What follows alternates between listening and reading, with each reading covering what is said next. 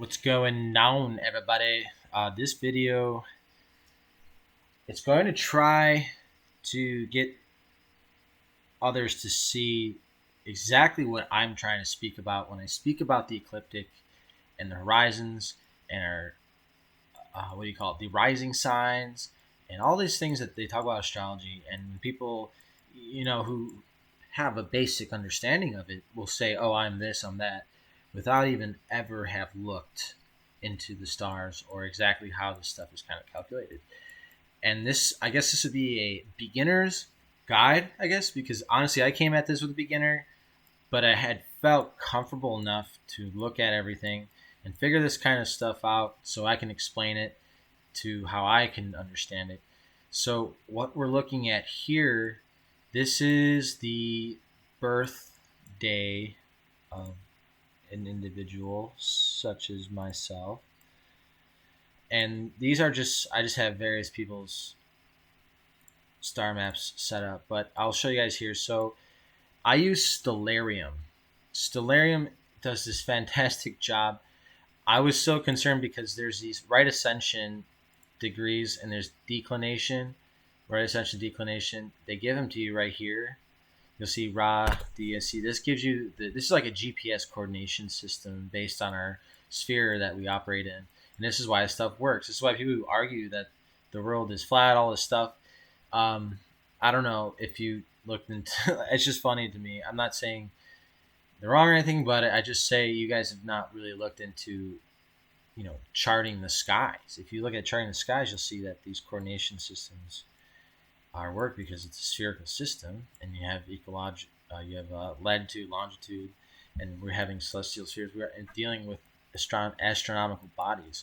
I have this right now. This is set to a Chinese star map system because I'm trying to make a point here about knowing how important it is to basically understand your natal chart. And when you took your first breath, your prana, the first prana you had taken, because this is all going to tie into a very ancient system called the house organization.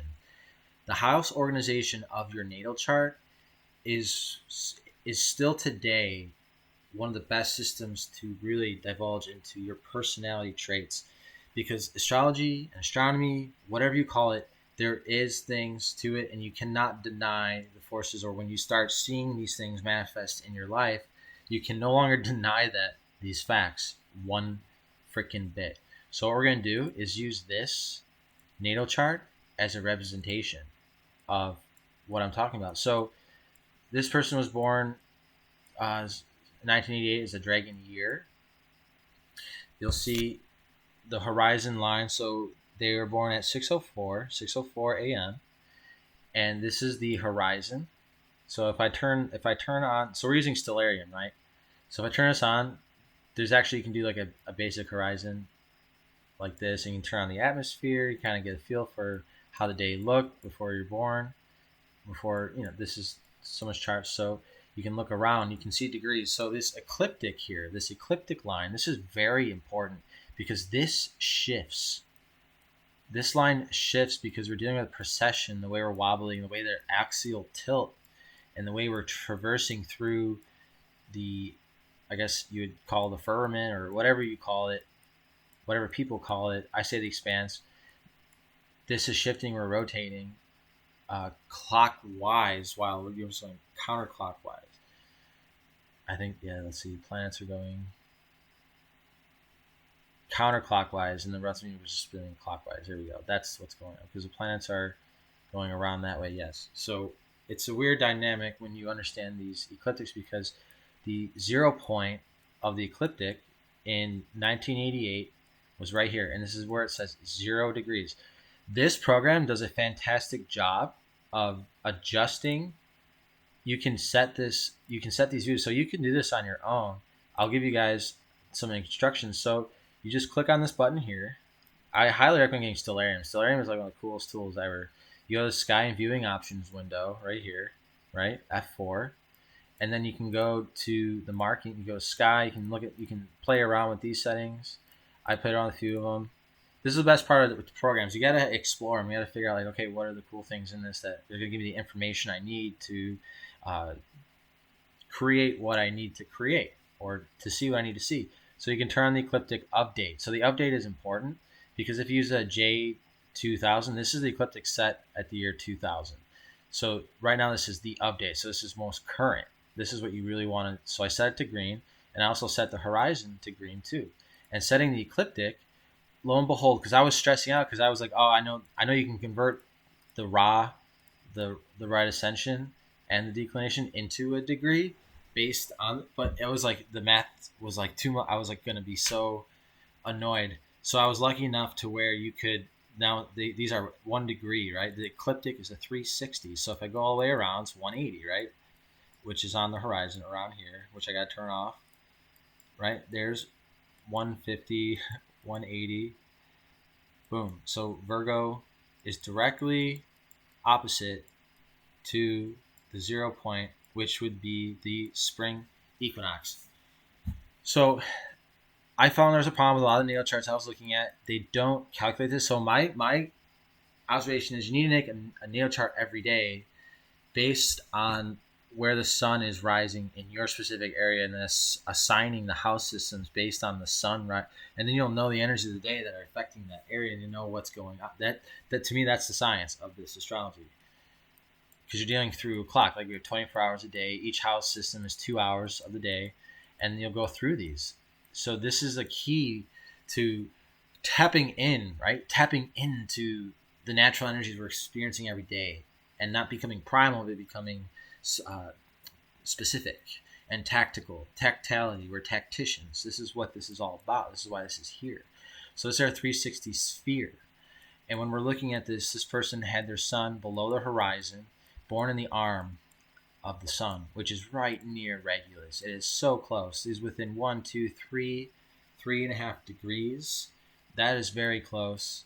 And you'll see, so if the first house begins here, so what we did is we constructed this chart based on this date. This is the 1988. Oh, this is so this is a few days ago. We'll get this one. This is the chart 1988. So astrology is based on the ecliptic. You'll see here, right here, it says ecliptic, right? This is the 360 degree circle that you will see on here. You'll see this is going through the zodiac. This is what the zodiac is. It's the celestial sphere constellations. So you go through the zodiac, you go through the celestial sphere, boom, here's your zodiac, right? These are all where the sun and the moon operate. This is where the eclipses happen. This is where the union of the two, the sun and the moon, occur. And there's planets that rotate near the celestial sphere, but it's sometimes a few degrees off, which you can always calculate with the right ascension and the declination. You can calculate the degrees and all this. You can figure that out. That's besides the point, because all you have to do is know where these planets are operating, because they sometimes float in constellations that don't revolve around the ecliptic. I heard there's about 22 constellations that is interacting as if we were considering the zodiac and the planetary systems, planetary bodies as chakras and whatnot. These are the ones that are going through constellations and actually affecting and shining through this ecliptic. This ecliptic is the basis of all astrology. Whatever the sun is going through, whatever this ecliptic line is, that is the zodiac. Ha-sha-amesh. Shamash. Shamash. Shamash. That's it. What do you think the Jews were? Sons of righteousness. It's in the last book of Torah, Malachi. Read it up. Read the Bereshit and read the Malachi. Genesis to Malachi. There you go. Anyways, in Genesis, they say to look to the luminaries for the signs of the seasons. Okay, and this is it. This is what we, as a species, need to start paying attention to. If more people were aware of the celestial bodies, I honestly feel there'd be less of this interesting drive. So that's why I'm making this video. The mainstream vibe, right? People totally forgetting where they're coming from. So this person, his first house is in Leo. So this is known as the Yellow Emperor's Zone. If you look in the Chinese systems, we'll find it right now. Zayun. Yeah, I was probably saying that wrong. Zayun. I can't. I'm sorry. I am might be destroying that whole saying. Zuan Zian. Zuan Yan. Zuan Yan. Zuan Yan. Zuan Yan. Maybe that's it. Sorry, I practice. I'm very stubborn when it comes to getting things done right, and I don't speak Chinese. So, anyways, so this date on this is 2022. So let's just speed it to today. Today would be 7/15, 2023. And what are we dealing with today? So the ecliptic, I wanted to just show you guys the ecliptic, even though we're still going to go back to that chart. I just want to show you where the ecliptic is in this today versus where it was in 1988. Here, what we'll do is we'll change we'll do constellation labels. Actually, we'll change the constellations so they're not the Chinese anymore. See here, this is great, like star lore Chinese. So we'll go back to the Western system. This will change everything, blah blah blah. We're back to the Western system of astrology. I forget how many constellations are in it that they approved. I forget. But here's the 0 point, right? And here's some stars. They're today near the 0 point. We're going to pause this so we stop moving. I'm going to pause. All right, and you can see where we're at here. I'll turn off some of these lines, these grid lines, so we can get a clearer view of this. So this is the ecliptical grid, or this is the galactic grid. I'm going to turn this off. I'm still learning a little bit about the galactic grid. I'm not quite sure about how the degrees changes, but this is how I've seen the shift. So you see these two stars. You got Pisces, these two. They're the HIP names. I don't know the names of this, but I know this is the markers, right? So let's go to the 1988 star map for that, and let's see what we're dealing with. Where is the 0 point for that time, for 1988? Where is it, and is it still in the same position it was all those years ago? This is the horizon, and this is the ecliptic. So we're going to go to 0 point, ecliptic, and lo and behold, look, these stars are actually, the ecliptic is behind these stars. So the ecliptic is shifting this way, downward, clockwise, and the planets are all shifting counterclockwise, which is an interesting aspect. That has some meaning. There's a meaning behind this. And will I tell you the meaning today? Maybe not. Maybe I'll share that later. But you'll see here. So here is 2023 today, 7/15. You'll see here's our 0 point, right ascension 0 point, blam, right there. What's up? No, it's shifted a few degrees. It shifted like 1, 2, almost 2 degrees. Let's see, this is point degrees. I'm sorry, this is 15. So I'd say about 0.15 maybe degrees or so. I don't know. I don't know how to measure this stuff. I just know what I'm looking at here. There you go. You can see for yourself. And since they're different times, maybe I could line it up so it'd be similar, but I don't want to move the dates and times on this because we're using this as an example right now. So you see here's the stars, and now look, they're behind it. So this will come, and it's been almost 34 years since this, and it's shifted. I'm just trying to make a point here that this is important. This eclipse, this is precession. This is what Ptolemy spoke about in the Tetrabiblos. He said, yes, we observe the precession. That is most important. That it adjusts the seasons, it adjusts everyone's natal chart, it adjusts a lot. So also, in normal natal charts, the constellations aren't even set properly. The boundaries aren't set properly across the ecliptic. In what is it? Tropical or topical astrology, whatever. That's at the point of Cancer on here. So there's the Capricorn, Cancer point. There's two. What is it? Something of Capricorn, and then of Cancer, and then there's the Arctic points. They're assigning astrology based on that Tropic of Cancer line, and as far as I know, the house systems only work based geospatially, right? Where you're born and where the horizon, where you took that first breath, what horizon, where were you standing? That's what begins your time on Earth. And there's an alternative calculator too that's then affecting you, which is the external wheel, which is the ascendant, which is the first breath of the day. I'd say rises above the horizon on the location that you're at. So if you're lucky enough to be born right at the horizon, which this person almost was so close. He's a son of the dawn, right? He's right right at the dawn. This is Jacksonville. Let's go to the. This is not the. This is a different person. Let's go back to our example. This individual is born right at the dawn. Just the sun starting to come out, only a few degrees from the horizon. 1, 2, 3, 4, 5, 6, 7, 8 degrees off. And I'm unsure how many degrees the sun traverses. I could count them, like, because you can count the horizons, right? Because the sun follows this line. This is your day. How many hours of the day are there in August 25th? I'm unsure. Then you can calculate the night, and you can figure out, how many. I can actually do that right now. Let's just go forward. We don't have to do that. We'll do that another time. This is just basic stuff. I don't want to get too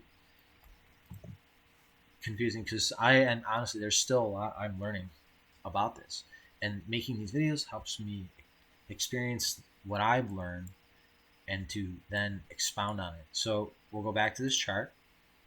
So we'll see this person was born at that degree of Leo, and these constellation lines, they are all set up to be proper across the ecliptic, because across the ecliptic you'll see not everything is 30 degrees. That's what I was trying to get at, and I do apologize for digressing on that point. This isn't exactly 30 degrees. This is not perfect. Some of these constellations are humongous. Like, look at Virgo. Virgo is massive. It's almost like 47 degrees here. It's huge. It's a big constellation. And so is Leo. Leo is a very large constellation as well. See, when this person was born, the sun was in Leo. So this would make this gentleman a Leo. Leo, sun sign, right? Venus in Gemini. Jupiter in Taurus. Let's look at the mid-center. So this is great, because this calculates your mid-center. Boom, let's look up. Mid-center in Taurus. And that's an azimuthal grid. That's your mid-center. That's like if you looked directly up from you where you were standing at that point, where was the constellation? It's more like Perseus. Perseus in Taurus. I think it is Perseus. Let's look at this again. Let's just make sure. Let's make sure here. You can look. Yep, it's in Perseus. Here's Taurus. Here's Perseus. So his mid-center is in Perseus, right near a goal, like wherever she's shining.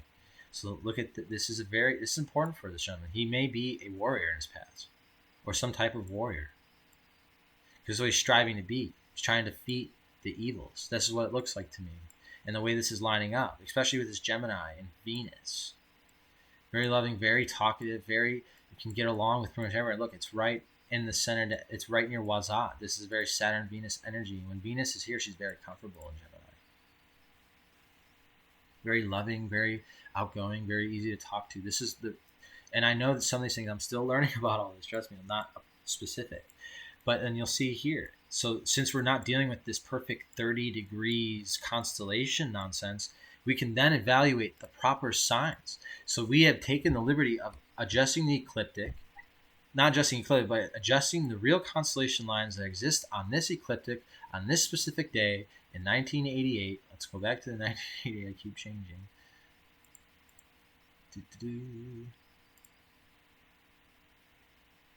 This must be, this is it. I just haven't changed this.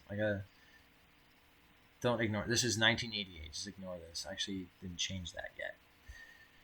So now we adjust for the house system, because the house system is that very ancient system that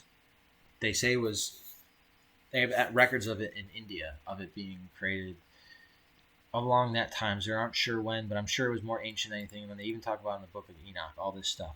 So we'll see the gentleman was born here.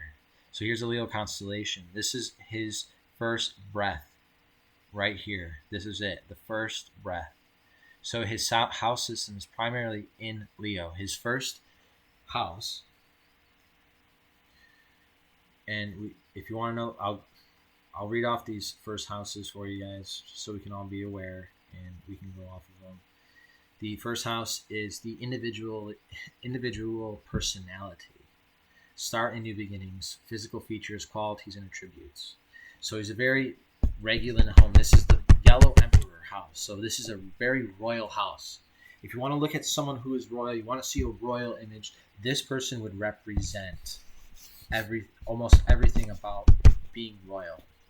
Everything, his character, his conduct, his loyalty, his ambitions would be assumed to be very loyal. And here's what's going on with this. If you are born in Leo, because I know a lot about the Leo constellation specifically, it can be very destructive if you aren't culminating. If you are on a downward spiral and you have this house and things aren't manifesting in the way where you're building this positive environment for you to grow and become a better individual into leadership and being a really solid example for others to be inspired with, you will down spiral and you can become very evil and very narcissistic.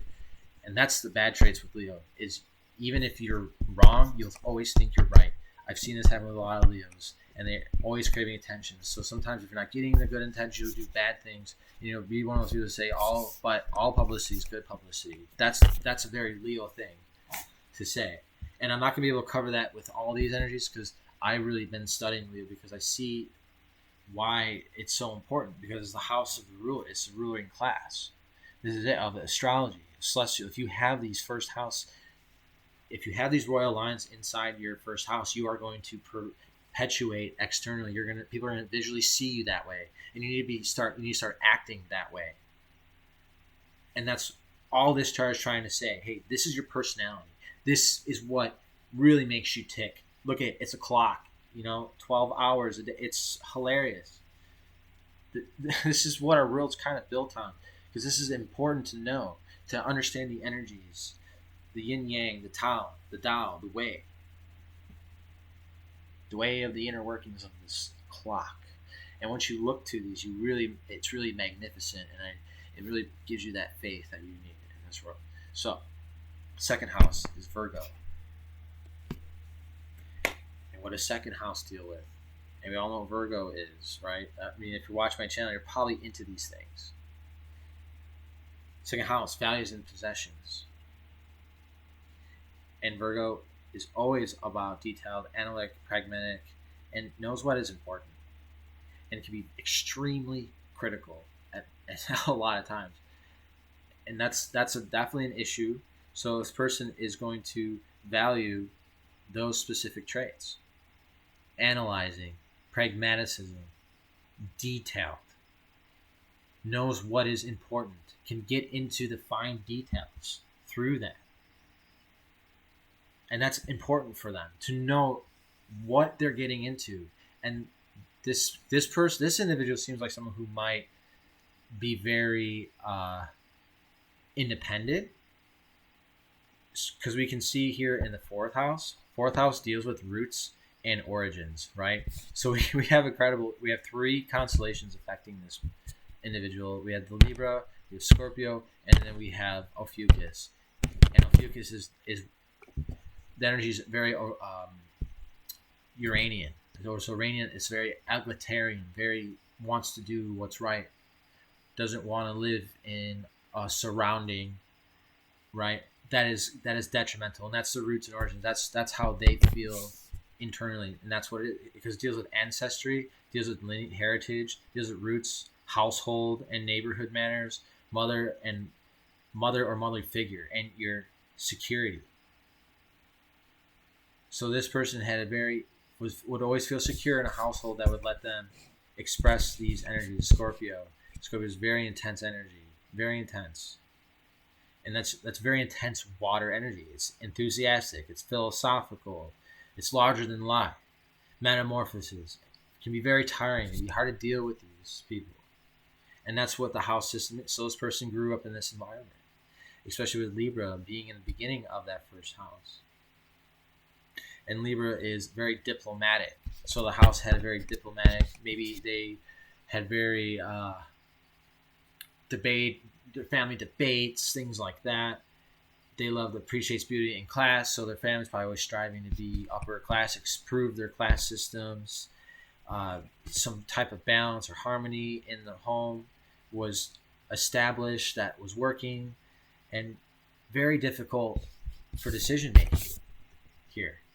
It's hard. So there's dealing with some decision making issues here, and whenever there were decision making issues, you always deal. So here's some basic astrology. This is how you use charts in your real life. You look to the opposing house, right? You go exactly to the opposite. So we'd be dealing with Taurus energy. And Taurus energy is very, hedonist, determined, large attention span, can be obstinate, risk avoiding, can have a fiery temper when pushed. So this is how that individual could deal with that family energies. And had they known these things when they were growing up, they could figure out, okay, how do I do this alchemy? What earth do I have to add to this water, or specific house systems to deal with that specific energy? And this is how this works.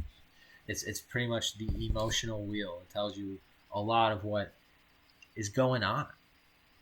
And this is why it's proper, because once you do these and you dial in these house systems, you can really go deep into a personality. You can literally know someone. If you know these energies, you know how they mix, you know at what times and what days and what, because I don't even have the planets on here yet, because the planetary nodes affect these. They amplify these house systems. They amplify the constellational energies. They amplify. That's what they increase. They catalyze. And then there's conjunctions and there's sextiles and all the other aspects that come with, this wheel. And that once you put these planets on here, and then you can start adding that. So that's doing gematria. That's adding more and more value to this spiritual, to get a straight up novel. Like you can write a novel then, right? Because you take these aspects, add them all up, boom, there's your book. And that's the book of life. This is someone's life book. This is very personal information. This is why I don't give out. I say, hey, this is someone's chart, and this is what we're looking at, right? Because it's personal. And these charts can be used in certain ways to influence. And it's just why there's birth charts. So think about that one for a moment. They have your birth. They have your birthday. They know when you took your first breath. They have your natal chart, right? And you have a social security number, especially in the United States. You have a social security number. You have a number assigned to you. Your natal chart is assigned to you. It's given a special number. That's how I see these things. And that's the gosh darn truth. So we can just keep going through this. We'll keep going through this we'll say gentleman's chart. So we discover the fourth house. Man, they must have had incredible family dynamic. It must have been incredible to go through these motions, go through these degrees, right? This line is the winter solstice, so I didn't explain that either. So here is the 0 point. I have this line here. This is 0 point of spring. This is the spring equinox. This is it. I think it's March 21st or so. This is when this is. So it's 0 degrees, and it's also 360 degrees. Isn't that something else? Isn't that cool? And then we have the autumn equinox all the way across. Then we have the summer solstice right at 90 degrees. So 0, 90, 180, and 270. Those are the change of the seasons. And this chart represents that. And then we see the ecliptic. This is the ecliptic line. I think I pointed that out. So we'll get once now back to the house system. So let's go to the fifth house. So this person has Sagittarius in their fifth house. Now what does fifth house deal with? Pleasure, creativity, leisure, entertainment, sports, gambling. Whenever Jupiter enters this individual's Sagittarius, they really need to go to the casino.